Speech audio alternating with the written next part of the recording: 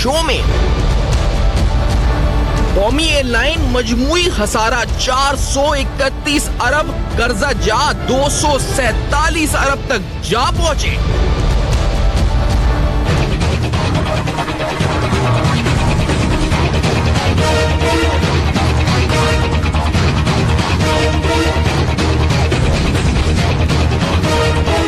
PIA से मुतालिक हुकूमती स्ट्रेटेजिक बिजनेस प्लान, नई हिकमत अमली। कौमी एयरलाइन की ज़ब्त-ए-हाली के जिम्मेदारान क्या होंगे बेनकाब?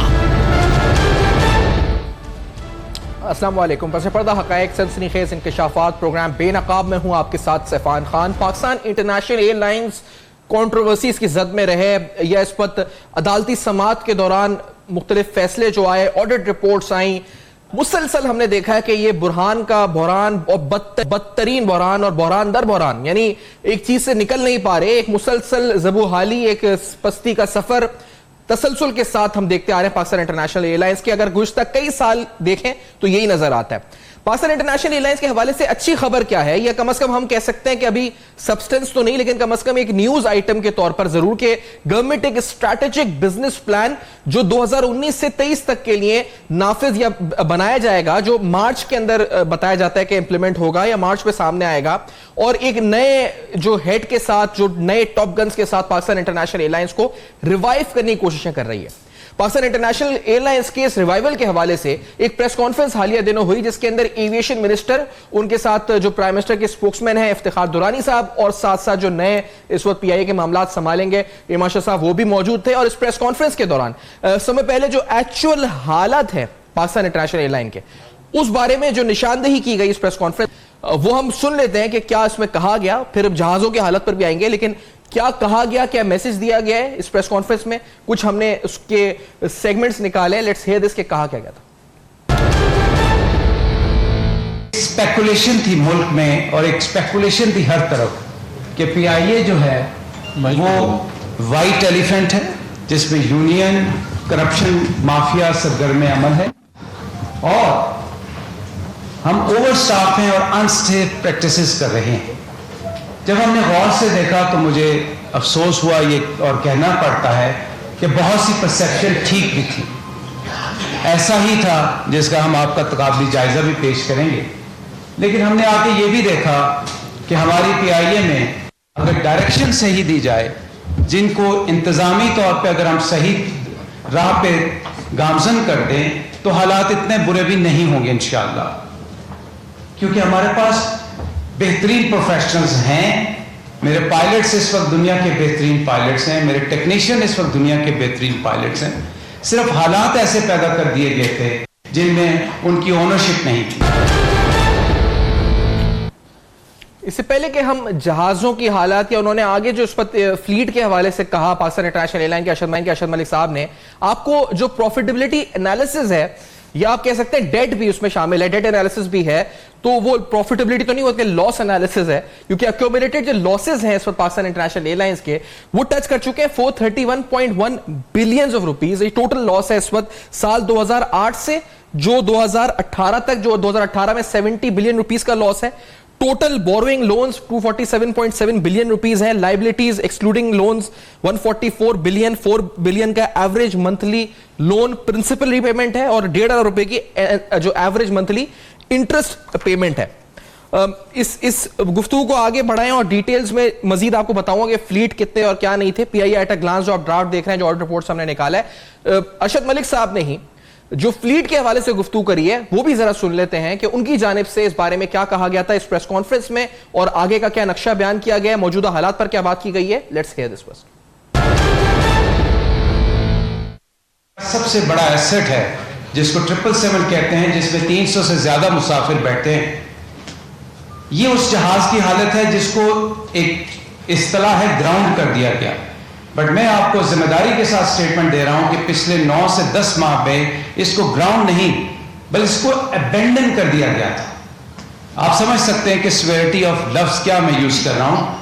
और न सिर्फ ये, अगर आप देखें तो जहाज के अंदर मुसाफिरों के साथ ये सलूक हो रहा था कि अंदर बेडशीटें लगा के मुसाफिरों को बिठाया जा रहा था। मेरे जहाज़ों की हालत सिर्फ बोइंग की नहीं बल्कि ATR और A320 जो मेरा फ्लीट था उसकी ये हालत थी। आप देखें कि इसमें से इंजन उतार लिए गए थे, इसमें इंजन नहीं है और इसके अंदर कई कंपोनेंट्स जो थे वो मिसिंग थे। ये प्रॉफिटेबिलिटी एनालिसिस रिपोर्ट जो मैंने अभी आपको दिखाई थी, इसमें एक ऑडिट रिपोर्ट का जिक्र है जिसमें PIA एट अ ग्लांस एक चार्ट है, एक फोल्डर है, उसमें आप देखेंगे तो ओन्ड एयरक्राफ्ट की स्पेशल ऑडिट रिपोर्ट जो सुप्रीम कोर्ट ने बनवाई थी जून 18 2018 के अंदर, उस ऑडिट रिपोर्ट के अंदर owned aircraft Pakistan international airline के 2009 में 34 थे, 2010 में 33, 32, 38, 33, 2004 में 23, 2015 में 19 और फिर ओन एयरक्राफ्ट की तादाद जो है वो 12 रह गई थी। इस रिपोर्ट के मुताबिक ये प्रॉफिटेबिलिटी एनालिसिस रिपोर्ट जो है उसकी हम गुफ्तगू कर रहे हैं। फरूख सलीम साहब हमें ज्वाइन कर रहे हैं। डॉक्टर फरूख सलीम साहब, मायनाज नाम है, मईशत के हवाले से एक बड़ा मेन है और पाकिस्तान इंटरनेशनल एयरलाइन के हवाले से आपका काम, आप मावन सुप्रीम कोर्ट ऑफ पाकिस्तान के रहे हैं। आपकी प्रेजेंटेशन भी हम आपको अभी स्क्रीन पे दिखाएंगे जो आपने दी थी इस हवाले से। डॉक्टर साहब आपका बहुत शुक्रिया, आपने ज्वाइन किया कुछ ही देर में। पाकिस्तान इंटरनेशनल एयरलाइन के और भी जो मुतालिकीन हैं जो रहे हैं PIA में या इस वक्त सर्व कर चुके हैं या एनालिसिस अपना रखते हैं वो भी हमें ज्वाइन करेंगे। डॉक्टर साहब बहुत शुक्रिया, आपने प्रोग्राम में ज्वाइन किया। डॉक्टर साहब, मैं आपकी प्रेजेंटेशन में जिस तरह आपने एक दो हैरानकुन बातें थी, जैसे 2013 का आपने फ्री टिकट्स का हवाला दिया था एक न्यूज आइटम का कि 2,87,000 फ्री टिकट्स दे दिए गए थे PIA के, जिनकी एवरेज प्राइस 17,000 थी और 5 अरब रुपए जिसकी एक साल की कॉस्ट बनती है। इसी तरह आपकी प्रेजेंटेशन में जिक्र था कि 1347 दिन तक जो leased aircrafts were grounded in addition to planned grounding resulting in a direct loss of $6.67 million. आपने कहा था इसकी इन्वेस्टिगेशन होनी चाहिए। डॉक्टर साहब, आप अपनी रिपोर्ट से इक्तबास देखें और इस प्रेस कॉन्फ्रेंस को देखें तो आपको कोई उम्मीद आती है नजर? देखिए, लुब्बे लुबाब PIA का मैं आपको बता देता हूं कि पहली बात तो यह है कि इस वक्त जो प्रॉब्लम्स PIA फेस कर रही है वो वाकई में बड़े संगीन हैं, बड़े ख़तरनाक हैं, नंबर एक। और दूसरा नंबर यह है कि 100% प्रॉब्लम जो इस वक्त PIA फेस कर रही है वो खुद साख्ता हैं, वो हमारे अपने बनाए हुए हैं।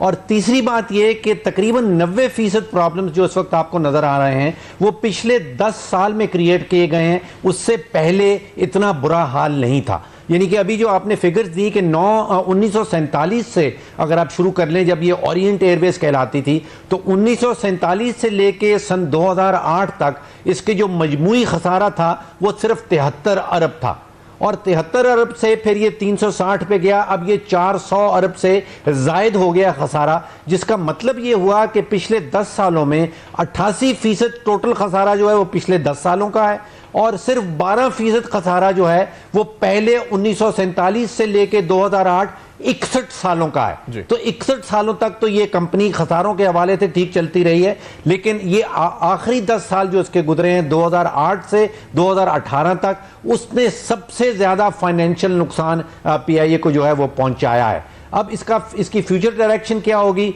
देखिए, पहली बात तो यह है कि एयरलाइन को चलाना आसान काम नहीं है, दुनिया भर में बड़ा कंपेटिटिव बिजनेस है और इसमें मुनाफा कमाना बड़ा मुश्किल है।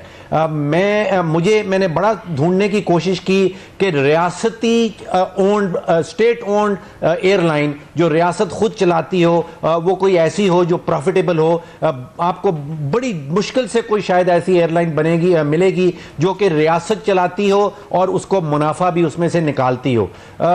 जो प्राइवेट एयरलाइंस हैं उनके दरमियान में इतना सख्त कंपटीशन हो जाता है कि उनको भी मुनाफा कमाना बड़ा मुश्किल हो जाता है। हमारे यहाँ इसको रिस्ट्रक्चर किस तरह किया जाता है, इसको रिपोजिशन किस तरह किया जाता है, ये आसान काम नहीं होगा, निहायत मुश्किल काम है, फ्यूचर में मुझे होता हुआ नज़र आता है। अगर प्राइवेटाइजेशन की तरफ जाते हैं तो आप अंदाज़ा कीजिए कि आपने बताया कि 400 अरब से ज़ायद के इसके ऊपर लाइबिलिटीज़ हैं और 150-200 अरब से ज़्यादा के असासाजात इस वक्त PIA के पास नहीं है। तो प्राइवेटाइजेशन में इस हालत में तो इसको कोई ख़रीदने वाला नहीं होगा।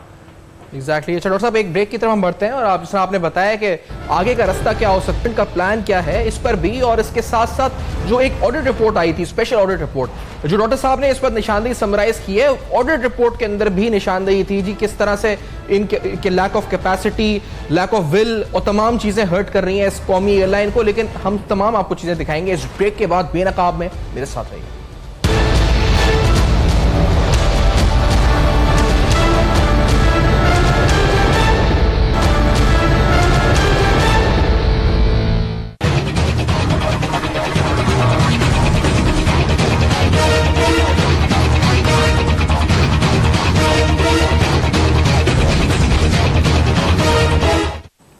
Welcome back. आप देख रहे हैं बेनकाब, और बेनकाब में आपके सामने अहम तरीन हकाइक रख रहे हैं पाकिस्तान इंटरनेशनल एयरलाइंस के हवाले से। गवर्नमेंट का रिवाइवल प्लान, इस पर भी गुफ्तगू हो रही है, और आपको हेड यानी जो टॉप पर अपॉइंटमेंट्स होती थी उस हवाले से, जिस तरह अभी डॉक्टर फरोज सलीम साहब भी फरमा रहे थे, और हम ये जानते हैं जी कि इदारों के अंदर अपॉइंटमेंट्स किस तरह से हुई, किस तरह से वो एक रीजन बना जिसकी वजह से इदारों में ज़बूहाली, इदारों के प्रॉफिट्स, उनकी हर चीज तबाह हुई। इसकी मिसाल एक चीफ एग्जीक्यूटिव ऑफिसर की अपॉइंटमेंट है। ये मामला बड़ा जिसका चर्चा हुआ, अदालत ने फैसला भी सुनाया, ज़ेर समाअत भी रहा। एक जो कमर्शियल ऑडिट डिपार्टमेंट की रिपोर्ट है, जो मुशर्रफ रसूल साहब की जो चीफ एग्जीक्यूटिव ऑफिसर अपॉइंटमेंट के हवाले से, वो आंखें खोलने के लिए बहुत है। इस रिपोर्ट के अंदर अगर आप देखें तो इस रिपोर्ट में आप इसके पहले पैरा से स्टार्ट करें तो लिखा है जी कि application of mister Musharraf was not shortlisted by the board of directors, the required qualification and experience for the post were not evaluated by the board of directors. According to his academic qualification, he did not meet the criteria of the post advertised. He does not meet the required experience of the advertised post. There is a clear discrepancy in his date of birth mentioned in his ID card and matriculation certificate. फिर इसके साथ लिखा है जी, contrary to the special government pay scale, he is drawing a heavy salary of 2 million rupees. और फिर उन्होंने तकरीबन साल 2018 सितंबर 2017 से मार्च 2018 के दरमियान तकरीबन 65 बार टिकट्स अवेल किए पीआईए के, और तकरीबन 37 टिकट्स अपने लिए और 29 अपनी फैमिली के लिए, और तकरीबन 210 दिन अगर कहा जाए, 98 डेज उनकी सर्विस के 210 दिन थे, उसमें से 98 डेज वो दुनिया भर के दौरे करते रहे। और एंड में इस ऑडिट रिपोर्ट के अंदर लिखा गया कि audit is of the view that irregular favour was extended to mister Musharraf Rasool for the post of chief executive officer, audit recommends terminating his services. ये ऑडिट रिपोर्ट है जिसकी बुनियाद पर मामला फिर आगे अदालत में बढ़े थे। डॉक्टर फरूख सलीम साहब, शहजाद भट्टी साहब साबिक डीजी नैब भी साथ होंगे, और नसीम अहमद साहब जो कि एविएशन एक्सपर्ट हैं हमारे साथ होंगे कुछ देर में साथ। फरूख सलीम साहब, ये आप जिस तरह बता रहे थे सर, ये किस तरह की अपॉइंटमेंट्स हुई हैं, और अब जो अपॉइंटमेंट हुई है इससे आप कितने मुतमईन हैं, आप कितने कॉन्फिडेंट हैं अरशद मलिक साहब से?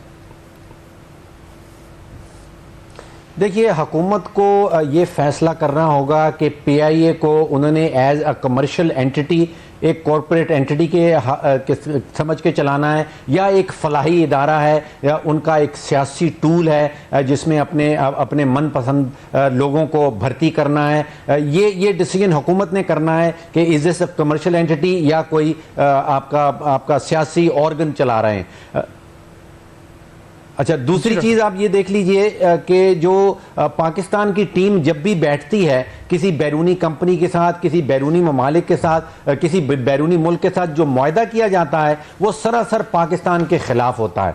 अब जो ओपन स्काइज पॉलिसी हम साइन कर चुके हैं, उसने पीआईए को बेतहाशा नुकसान पहुंचाया है, और जिसने भी ये पॉलिसी निगोशिएट की थी बैरूनी ममालिक के साथ, चाहे उसमें एमिरेट्स है, कतर है, इत्तेहाद है, यानी कि हम एमिरेट्स को कहते हैं कि आपके लिए पूरा पाकिस्तान खुला है, वो हमें कहते हैं कि आपके लिए पूरा यूएई खुला है, लेकिन यूएई के पास तो शहरी 1 या 2 हैं। अब वो पूरे पाकिस्तान में आधा दर्जन से ज़्यादा शहरों में अपनी फ़्लाइटें खोल देते हैं, और हमें सिर्फ इजाज़त मिलती है कि आप दुबई जा सकते हैं। तो ये एक तो एग्रीमेंट में, ओपन स्काइज पॉलिसी में बहुत बड़े होल्स हैं। ये जिसने भी पाकिस्तान के मुफाद पे साइन किए थे वो बड़ा गलत काम किया था। दूसरा, 55 अरब का अंदाज़न नुकसान है पिछले साल का। इसको अगर आप बाइफरकेट करना चाहते हैं, तकरीबन आधा तो सरासर करप्शन है जो आपको वाज़े तौर पर इसके अकाउंट्स में नज़र आती है, और बाकी आधा नुकसान आप डाल दीजिए नाअहलियत के ऊपर।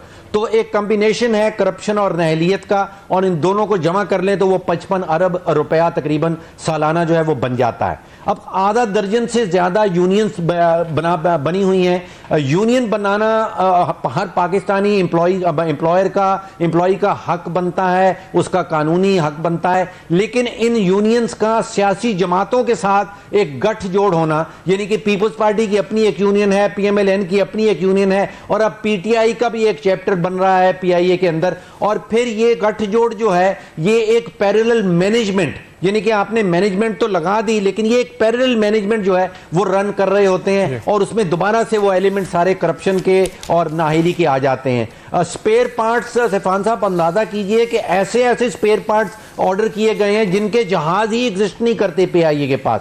यानी कि पिछले कई सालों से वो स्पेयर पार्ट जो हैं वो गोदामों में पड़े हैं, क्योंकि उनके जहाज ही एग्जिस्ट नहीं करते, क्योंकि वहां पे 25-30% कमीशन मिला करती थी, तो ऐसे स्पेयर पार्ट ऑर्डर कर दिए जाते थे जिनकी जरूरत ही नहीं थी। फिर पिछले 5-6 सालों में ऐसे ऐसे जहाज लीज आउट किए गए हैं जो कि बाकी प्राइवेट एयरलाइंस अगर $90,000 लीज की दे रहे हैं, तो पीआईए उसका उसी जहाज का तकरीबन $1.5 लाख महाना जो है लीज पे दे रहा है। अच्छा। 20 से $25 मिलियन नुकसान तो सिर्फ इसमें हो रहा है जो हम लीजेस ज्यादा दे रहे हैं। फिर एक अमेरिकन कंपनी को वो सॉफ्टवेयर का ठेका दे दिया गया था और वो एक ही चीफ एग्जीक्यूटिव ने बैठ के अगले 20 साल का ठेका साइन कर दिया था। हम $15-20 मिलियन सालाना सिर्फ उसको सॉफ्टवेयर पैकेज का जो है वो सालाना उस कंपनी को दिए चले जा रहे थे। तो इतने बेतहाशा प्रॉब्लम्स हैं और किसी प्रॉब्लम पे हाथ रखें तो वो कई अरब रुपए का है। अब कोई 3 अरब रुपए का सालाना मेडिकल बिल आ जाता है जिसमें सारे जाली डॉक्टर्स की हैं, जाली दवाइयां हैं, अद्वियात हैं। मैंने सजेस्ट ये किया था कि ये ठेका जो है, जो हेल्थ कवर है, वो किसी प्राइवेट सेक्टर की इंश्योरेंस कंपनी को दे दिया जाए। वो $1 बिलियन में ये करने के लिए तैयार है, जबकि ये $3 बिलियन सालाना पीआईए से खर्चा जा रहा था। अच्छा, और नसीम साहब भी हमारे साथ मौजूद है। फरूख सलीम साहब ने जिस तरह से अहम तरीन बातें बताई हैं, ये अपनी प्रेजेंटेशन भी आप जो देख रहे हैं इस वक्त स्क्रीन के ऊपर, तो फरूख सलीम साहब की प्रेजेंटेशन भी हम इस वक्त स्क्रीन पर दिखा रहे हैं जो स्पेसिफिकली जिसमें तमाम चीज़ों का तस्करा है। नसीम साहब, मैं आपसे अगर पूछूं, ये जो एविएशन पॉलिसी का तस्करा है ये अरशद मलिक साहब भी कर रहे हैं, ये ऑडिट रिपोर्ट जो सुप्रीम कोर्ट करती है उसमें भी आता है, फरूख सलीम साहब भी जिक्र कर रहे हैं ओपन स्काइज पॉलिसी का। ऑडिट रिपोर्ट अगर हम दिखाएं तो उसमें लिखा है कि aviation policy 2015 did not safeguard the interest of aviation industry, liberalised aviation policies are being executed in countries. और फिर उसके बाद जो फ्लॉड फ्लीट एक्विजिशन और मैनेजमेंट है, क्योंकि आपकी एक्सपर्टीज है, इस पर भी जरूर पूछेंगे आपसे कि इस रिपोर्ट में लिखा गया इन 2018 PIAC fleet was compromised of total aircrafts owned 35 leased, और इसके अलावा whereas in 2017 PIAC fleet consisted of total aircrafts owned 12 and leased 24, जिसमें dry lease 20 हैं, wet lease 4 हैं। और audit observed that feasibilities of dry lease aircrafts were prepared on fictitious figures without proper justification. Marketing and commercial departments divide high estimates of revenues. तो sir fleet management में भी corruption हुई है, इसका मतलब नसीम साहब, और ये रिपोर्ट्स में निशानदेही हुई है। आपके नजदीक अरशद मलिक साहब अब एक नए रिवाइवल प्लान की बात कर रहे हैं, उनको किस तरह एड्रेस करना चाहिए इस इशू को? देखें, पीआईए के मल्टीपल इश्यूज हैं and which are related to aviation policy itself. क्योंकि एविएशन पॉलिसी का आप ये नतीजा सिर्फ पीआईए पर ना देखें, आप देखें कि एयर ब्लू भी लॉस में जा रही है, और एक एयरलाइन जो कि शाहीन एयरलाइन थी वो आई और उसने इतना पब्लिक को कॉन्फिडेंस दिया, अपनी बिल्डिंग भी बनाई, एंड अल्टीमेटली लगा ये कि देखें वो एक पूरे प्लानिंग के तहत उनकी मैनेजमेंट आई थी और बिलियंस ऑफ रुपीस का लॉस देके इस मुल्क से चले गए। तो ये तमाम चीजें यानी पीआईए की दगरगू हालत जो है मैनेजमेंट के लिहाज से, फाइनेंशियल लॉसेस हैं, सेफ्टी कंप्रोमाइज पीआईए में मुसलसल हो रही है। आप हैरान हैं कि हर चंद हफ्तों चंद महीने बाद 2 जहाजों की दुमें टकरा जाती हैं। यानी सेफ्टी की इंप्रूवमेंट क्या है, सेफ्टी पे क्या इन्वेस्टमेंट है। और ये जो 10 साल ऑडिट किया है जो सुप्रीम कोर्ट के अंदर पेश किया गया है, अगर आप उसकी मोटी मोटी जो उन्होंने फाइंडिंग्स की हैं उसमें सबसे इंपॉर्टेंट फाइंडिंग्स ये हैं कि पीआईए के जितने एमडीज आए या सीईओज आए उनका एविएशन इंडस्ट्री का या एक्सपर्टीज और तजर्बा नहीं था। आप 10 एमडीज को उठा के देख लें, जब तक सिविल एविएशन एयरलाइन को चलाने का तजर्बा नहीं होगा तो आप कहीं से भी एमडी ले आए वो इन बारीकियों को नहीं समझ पाएंगे। और पीआईए का जो फाइनेंशियल लॉस है और फिर जो बड़े बड़े डिसीजंस हैं, फ्लीट चेंज, रूट चेंज, ये डिसीजंस जो हैं ये बहुत ही क्रिटिकल होते हैं। और खासतौर पे जब पाकिस्तान में आप देख रहे हैं कि पीआईए इतना जबरदस्त फाइनेंशियल लॉस हो रहा है, पीआईए के different departments, spare parts, logistics, engineering, इन पे सवालात हैं।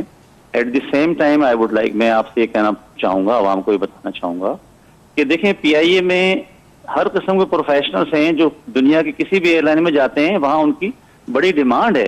टीम्स आती हैं यहाँ पर, टर्किश एयरलाइन की टीम आती है, एमिरेट्स की टीम आती है, इत्तेहाद की टीम आती है और आके पीआईए के लोगों को वेलकम करती है कि आइए जनाब 3 साल या 4 साल अकॉर्डिंग टू पॉलिसी आए वहां काम करें हाई पेस के ऊपर। इससे साफ ही पता चलता है कि प्रोफेशनल्स अपनी अपनी जगह, अपने अपने एरियाज में, फ्लाइंग करने वाले, इंजीनियर, सब अपना काम कर रहे हैं। टॉप मैनेजमेंट जो है, the problem is the top management. सही कह और टॉप मैनेजमेंट का प्रॉब्लम वही है कि जब तक उन्हें एविएशन का एक्सपीरियंस नहीं होगा, सिविल एविएशन का एक्सपीरियंस सही कह रहे हैं। मैं इसी बात को कहने से मुझे इजाजत है, शहजाद भट्टी साहब हमें ज्वाइन कर चुके हैं, हमारे साथ लाहौर स्टूडियो में है, साबिक डीजी नैब है, और फरोज अली साहब आप देख ही रहे हैं, इस वक्त सुन भी रहे हैं उनका तज्जिया, और जो आप निशानदेही टॉप लीडरशिप की कर रहे हैं, ये फाइंडिंग्स शहजाद भट्टी साहब मैं आपके सामने अगर ऑडिट रिपोर्ट की भी रखूं, जिस 10 साल के ऑडिट का सुप्रीम कोर्ट ने जब ऑडिट करवाया था, तो वहां भी जो मेन फाइंडिंग्स थी उसका पहला पॉइंट जो था वो absence of professional experience leadership था। और इस रिपोर्ट में लिखा गया था कि due to lack of relevant experience, यही अल्फाज जो इस वक्त नसीम साहब फरमा रहे हैं, due to the lack of relevant experience the successive BODs यानी board of directors neither efficiently formulated any strategic business plan policies nor effectively executed the best practice of airline industry. The role of board of directors committees was also not up to the mark in guiding the board in various strategic issues, that is fleet, financial, HR and contract management. तो absence of the secretary finance as most of the BD meeting was also a serious concern. secretary finance he meeting में नहीं होता था, ये और report में निशानदेही हुई। शहजाद भट्टी साहब, क्या इनको अकाउंटेबल ठहराया जाएगा जिन्होंने आज हमें 471 अरब के एक्यूमुलेटेड लॉस पर पहुंचा दिया है और 247 अरब रुपए के कर्जा जात और बोरिंग से पहुंचा दिए? भट्टी साहब, कौन इनको अकाउंटेबल ठहराएगा? देखिए सफान, बिल्कुल करप्शन है क्या चीज, यही चीज है नेपोटिज्म। जब आप इस तरह का, जब नाअहलियत वाले लोग होंगे जिनका एक्सपीरियंस नहीं है, जब आप अदारे को पोलिटिसाइज कर देंगे तो डेफिनेटली लोग जो भर्ती हुए होंगे, जो पॉलिटिकल एफिलिएशन पे भर्ती हुए होंगे, तो ये उनकी जो कारकर्दगी है वो इसी तरह की होगी। और करप्शन के ज़िम्मे में ये सारी चीज़ें डेफिनेटली आती हैं। अब आप जो अभी आपके जो भाई अभी बात कर रहे थे, उन्होंने ये बड़ी क्लियरली बात की है कि बोर्ड ऑफ डायरेक्टर्स भी और साथ चीफ एग्जीक्यूटिव ऑफिसर जो है उसका भी एक्सपीरियंस नहीं है रिलेटेड। और जो फर्गूसन ने पॉइंट आउट की है डिफरेंट छोटी छोटी चीजें, सबसे बड़ी चीज उन्होंने लीडरशिप के ऊपर की है कि जब लीडरशिप का VN ही नहीं है, उसका प्रोफेशनलिज्म ही नहीं है, उसको पता ही नहीं है कि ये इस अदारे को क्या इसकी फॉल्ट्स हैं, किस तरह लेके चलना है। ठीक है, माफिया का अपनी जगह है, मिस मैनेजमेंट अपनी जगह है, फ्यूल मैनेजमेंट या रेशो जो उन्होंने की है कि जी स्टाफ टू पैसेंजर रेशो, ये सारी इनएफिशिएंसीज जो हैं ये तो अपनी जगह है। लेकिन जब आप पॉलिटिकल बेस के ऊपर लोगों को भर्ती करते चले जाएंगे, अदारे की प्रॉफिटेबिलिटी को सामने नहीं रखेंगे और लीडरशिप के पास VN भी नहीं, ये कतई कलामी, ये विजन की बात तो है अपनी जगह, लेकिन फरूख सलीम साहब की अगर आप प्रेजेंटेशन देखें तो उसमें जो अभी जिक्र भी हो रहा था, मैं आपको उसकी बात बताऊंगा कि जो अभी 3 अरब रुपए का मेडिकल एक्सपेंस का जिक्र फरूख साहब ने किया है, वो टिकट्स का जिक्र किया फ्री, ये तो नैब के केसेस बनते हैं और बनने चाहिए थे अभी तक तो मेरे ख्याल से। लेकिन इस ब्रेक के बाद इस पर बात करेंगे, हमारे साथ रहेगा, हम आएंगे तो आपको ये बताएंगे कि किस तरीके से कहां किस तरीके से PIA को नुकसान पहुंचाया गया, कौमी खजाने को नुकसान पहुंचाया गया, इस ऑडिट रिपोर्ट में और क्या इंकशाफात है और मुस्तकबिल का लाएअमल क्या होना चाहिए। इस ब्रेक के बाद बेनकाब होगा, मेरे साथ।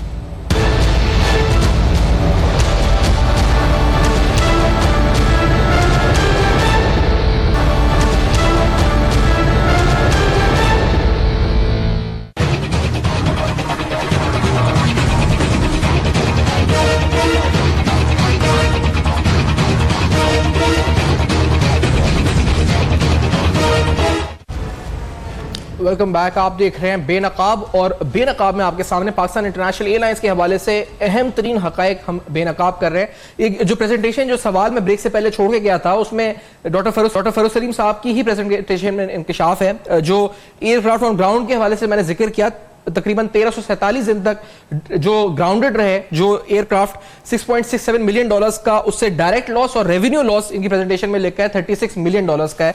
उसके बाद जो अभी जिक्र उन्होंने किया अभी 3 अरब रुपए के मेडिकल एक्सपेंसेस, और ये जो थे एग्जैजरेटेड, जो लिखा है आगे, they appear to be widely exaggerated prima facie and need to be looked into. इसके साथ साथ जिक्र है जिस तरह 2013 में एक न्यूज जो कोट करके 2,87,000 फ्री टिकट्स बांटे गए, जिनकी एवरेज कीमत 17,000 पर टिकट थी, और 5 अरब रुपए का सिर्फ एक नुकसान उससे 1 साल में हुआ। तो सर ये 5 अरब, 3 अरब और फिर ये $6.7 million, Shahzad Bhatti sahab, these are all NAB cases. Bhatti sahab, क्यों नैब इतना सोचता है, क्या जरूरत है कोई लिखे, कंप्लेन करे, फिर आगे बढ़ता है मामला? ये तो खुली किताब की तरह मामला सामने आते हैं, सुप्रीम कोर्ट में प्रेजेंटेशन होती है आगे। भट्टी साहब जी, मेरा ख्याल है बिल्कुल आप इसमें तो कोई दो राय हो ही नहीं सकती कि जब इतना बड़ा लॉस हो रहा है, यानी कि ऑडिटर ये कह रहा है कि 3 बिलियन मंथली लॉस जो है वो एक्युमुलेट होता जा रहा है, तो मेरा नहीं ख्याल कि इसमें कोई सोचने की दूसरी बात है। नैब को फौरी तौर पर एक्शन लेना चाहिए। लेकिन जो ऑडिटर जो बात पॉइंट आउट कर रहा है वो भी, आप अगर नैब की सेक्शन 9 की तरफ जाएं तो मिस यूज ऑफ अथॉरिटी जो है, लोग पेट भर रहे हैं, मिस यूज ऑफ अथॉरिटी है। इसके अंदर सबसे बड़ी बात ये है क्योंकि जब नैब का जो ऑर्डिनेंस है, जो कानून बनाया गया है, वो इन चीज़ों को देखकर बनाया गया था कि वाइट कॉलर क्राइम किस तरह के होते हैं, ना अहलियत भी, मिसमैनेजमेंट भी और मिसयूज ऑफ अथॉरिटी, ये सारी चीजें ही करप्शन की तरफ लेके जाती हैं क्योंकि किसी न किसी ने इनको पैसे लेके लोगों को भर्ती किया हुआ है। आप देखिए, अगर आप उसकी ऑडिटर की रिपोर्ट का एक बड़ा ही इंपॉर्टेंट फिक्रा है कि इसको, इस पीआईए को इस तरह रन किया जा रहा है जैसे कि ये नॉन बिजनेस एंटिटी है। अब अगर इस तरह आप इसको रन करेंगे तो आप क्या इससे एक्सपेक्ट करते हैं? लेकिन मेरा ख्याल है कि आपकी बात को मैं बिल्कुल एंडोर्स करता हूं कि नैब को इस केस को उठाना चाहिए और मेरा ख्याल है और बहुत सारी कॉरपोरेशनों को बचाने के लिए ये एक बड़ा अच्छा होगा कि अब ये तो कॉरपोरेशन से कंपनी भी बन चुकी है, तो शायद इसको फौरी तौर पर इसको टेस्ट केस के तौर पर दिया जाए। अच्छा, प्रॉफिटेबिलिटी एनालिसिस जो हम आपको दिखा रहे हैं, प्रॉफिट के अलावा मैं आपको मार्केट शेयर, इंटरनेशनल और लोकल, उसी जो प्रॉफिटेबिलिटी एनालिसिस का जो टेबल है उसमें आप देखेंगे, हम दिखाएंगे आपको कि जो मार्केट शेयर था पाकिस्तान इंटरनेशनल एयरलाइन का, साल 2009 में इंटरनेशनल मार्केट शेयर 41% था, जो कि साल 2017 में गिरकर 22% रह गया। आप कह सकते हैं कि आधा रह गया जो इंटरनेशनल मार्केट शेयर है। और इसी तरह डोमेस्टिक ट्रैवल के ऊपर जो मार्केट शेयर है वो 71% से घटकर 58% 2017 में रह गया। अब ये जो डिक्लाइन हुआ है, इसके अलावा जो नंबर ऑफ पैसेंजर्स हैं उसमें देखें तो इतना डिक्लाइन नहीं है। 5.51 मिलियन पैसेंजर्स 2009 में आते थे तो 5.32 मिलियन पैसेंजर्स, यानी कुछ 19-20 का फर्क है, जो 2017 में थे। पैसेंजर्स उतने हैं लेकिन मार्केट शेयर इरोड हुआ, डोमेस्टिक भी और इंटरनेशनली। फरूख सलीम साहब, ये वापस हो सकता है और कब तक वापस हो सकता है अगर हम इसको as a good enterprise, business enterprise run करना शुरू कर दें, बोथ इंटरनेशनली एंड डोमेस्टिकली जो नुकसान हुआ है मार्केट शेयर को? फरूख साहब देखिए सफान साहब, बहुत सारे कीमती असासाजात इस वक्त पीआईए के पास मौजूद हैं। जो कीमती रूट्स हैं जो आप नई एयरलाइन को नहीं मिल सकते, वो पीआईए के पास मौजूद हैं। जो गेट्स हैं, अगर आप जॉन एफ कैनेडी, जो जेएफके एयरपोर्ट है न्यूयॉर्क का, उसमें पाकिस्तान पीआईए के पास एक गेट है, वो तकरीबन $200-250 मिलियन वैल्यू कहा जाता है उस एक गेट की, लेकिन हमने वो फ्लाइट जो है वो अब बंद कर दी हुई है। इसी तरह रूजवेल्ट होटल है न्यूयॉर्क के अंदर, वो कम से कम $1 अरब से कम की उसकी कीमत नहीं है। इसी तरह पेरिस में एक स्ट्राइब होटल है, उसकी $200-300 मिलियन से कम की कीमत नहीं है। आप अंदाजा कीजिए कि 1985 में, जो इतना ज़्यादा पुरानी बात नहीं है, जो पहला जहाज़ एमिरेट्स का उड़ा था दुबई से और कराची पहुंचा था, वो पीआईए का एक पायलट था इजाजुल हक साहब, जो उसको फ्लाई कर रहे थे। ये पूरी की पूरी एमिरेट्स जो है वो पीआईए के स्टाफ ने बना के दी थी दुबई को और अबू धाबी को। ये सारा काम पीआईए के लोगों ने किया था, तो ये इतनी पुरानी बात भी नहीं है। मामला ये है कि बड़े इंपॉर्टेंट, बड़े महंगे, बड़े कीमती असासाजात इस वक्त भी पीआईए के पास मौजूद हैं, लेकिन उनको किस तरह इस्तेमाल करना है वो मैनेजमेंट का काम है। और वहां पे बहुत संगीन किस्म का, बहुत खतरनाक किस्म का पिछले एटलीस्ट 10 सालों में एक बड़ा फुकदान रहा है मैनेजमेंट का। यानी कि मैनेजमेंट अपॉइंट की जाती थी, लेकिन उसका पर्पस ये नहीं था कि आपने पीआईए एज कमर्शियल एंटिटी चलानी है, उसके पर्पसेस कुछ और थे। और उसमें पर्पसेस, एक तो क्लियर कट करप्शन का पर्पस साफ वादे तौर पे नजर आता है जो सामने था। अब इस खित्ते में अगर कोई मॉडल ढूंढा जाए तो इंडियन रेलवेज को लालू प्रसाद साहब जो उनके वजीर थे, उन्होंने बड़े ही शॉर्ट पीरियड में उसको मोड़ दिया था, उसको बदल दिया था और उसको मुनाफा बख्श कर दिया था। वो एक मॉडल इस खित्ते में जरूर एग्जिस्ट करता है और उसमें उसको कहा जाता है 3R model, triple R model है, जिसमें पहला R जो है वो रिट्रेंचमेंट का है, यानी कि आपने लोगों को निकालना होगा, और दूसरा R रीपोजिशनिंग का है कि आपने अपने बिजनेस की रीपोजिशनिंग करनी होगी, और तीसरा R जो है वो रीऑर्गेनाइजेशन का है। ये तीनों चीजें जो हैं ये बड़ी सक्सेसफुल रही हैं। इस किस्म का कोई मॉडल अगर पीआईए के ऊपर लगाया जाए तो मैं समझता हूं जो उसके पास इतने कीमती असासाजात हैं, it can be turned around. सही, लेकिन सर ये करने से पहले ये एक लंबा सफर है, ये शॉर्ट टर्म मीडियम टर्म तो नहीं है। ये हाउ मेनी इयर्स आप, क्योंकि ये जो स्ट्रेटेजिक प्लान है ये 5 साल का कहा जा रहा है, 2019 से 2023 का, तो हमें 5 साल यानी 431 बिलियन के नेट जो लॉसेस हैं एक्यूमुलेटेड, इनको प्रॉफिटेबिलिटी में टर्न आउट करने के लिए how many years do you think हमें रिक्वायर्ड फॉर दिस? कितने साल डॉक्टर साहब? देखिए, अगर we refer back to Indian railways तो तकरीबन 1.5 से 2 साल में इंडियन रेलवे जो बहुत बड़ी एंटिटी थी, लाखों लोग उसमें काम करते थे, वो लालू प्रसाद साहब ने बदल दिया था 1.5 से 2 साल के अंदर। 1.5 से 2 साल के अंदर। तो यही बात नसीम साहब, अगर आपसे हम पूछें, आप एविएशन के मामलात में टेक्निकली एक्सपर्टीज रखते हैं, कितना आपको लगता है अरसा दरकार होगा इन सारे बिगड़े हुए मामलात को दुरुस्त करने के लिए? नए जो ए मार्शल साहब आए हैं उनको हाउ मेनी इयर्स, कितना टाइम लगेगा अच्छी नीयत के साथ अगर करें? देखें, कितनी भी अच्छी नीयत से करें, कितनी मेहनत करें, जो हालात हैं वो इतनी आसानी से ठीक नहीं हो सकते। इतना बड़ा फिगर है लॉसेस का। और एक बहुत अहम चीज हम बहुत तनकीद करते हैं हर मैनेजमेंट पे, लीडरशिप पे, सीईओस पे। पाकिस्तान के तनाज़ुर में we must see one thing कि जो मैन पावर होती है किसी पब्लिक सेक्टर में, उस मैन पावर अगर आपकी एक्सेस में हो और बहुत सारे ऐसे यूनिट्स हों जो कि रिडेंडेंट हो, जिनकी अभी जरूरत ना हो बिल्कुल भी, तो इस सूरत में हमारी जो सीईओज होते हैं उनके पास एक पावर्स नहीं होती है कि मैन पावर को रिड्यूस कर सकें। तो हमारा जो लॉस है वो सिर्फ ऑपरेशन लॉस नहीं है कि किसी रूट्स पे लॉस हो रहा है सारा, हमारी man power is one thing. उसके बाद हमारा स्टैटिक बहुत सारे यूनिट्स हैं। पीआईए की जब एक्सपेंशन हो रही थी तो बहुत सारी फैसिलिटीज हम इस्टेब्लिश कर रहे थे, अब वो जहाज आउट ऑफ फील्ड हो गए। जैसे 747 अब नहीं उड़, 737 नहीं रहे, 707 नहीं रहे। तो बड़ी बड़ी फैसिलिटीज हैं जिनको हमें या तो किसी मंसूबे के तहत, कोई एग्रीमेंट के तहत हम उनको प्राइवेटाइज करें किसी और गवर्नमेंट डिपार्टमेंट में, क्योंकि एक्ट भी है हमारा, सर्विसेज एक्ट भी हैं, पीआईए में काम करने वालों की जो नौकरियां वो महफूज हैं, हमारे कोर्ट्स भी हैं। तो हमें ये चीज भी तनाजुर में रखनी चाहिए। ठीक है, ये सही है। लेकिन मैं लास्टली फरूख साहब आपसे अगर एक बात पूछ लूं, क्योंकि जो इन्होंने प्रेजेंटेशन दी है उसमें उन्होंने 4 अरब का मंथली सिर्फ लोन का प्रिंसिपल रिपेमेंट जाता है और 1.5 अरब रुपए का इंटरेस्ट रिपेमेंट जाता है, यानी तकरीबन 5.5 अरब रुपए। तो ये तो जो लॉसेज हो रहे हैं पीआईए खुद तो कमा नहीं रहा, तो गवर्नमेंट कब तक आपको लगता है कि ये एस्टिमेट अगर साल का ही लगा लें 5 अरब के हिसाब से, तो 60 अरब रुपए के तो सिर्फ हम कर्जे पूरे साल में पीआईए के हमें वापस करनी है, गवर्नमेंट को हमारे टैक्स पेयर से जा रहा है। ये कैसे प्लग इन, किस तरह से रोका जाए? 60 अरब रुपए एनुअल सिर्फ डेट रिपेमेंट जा रही है।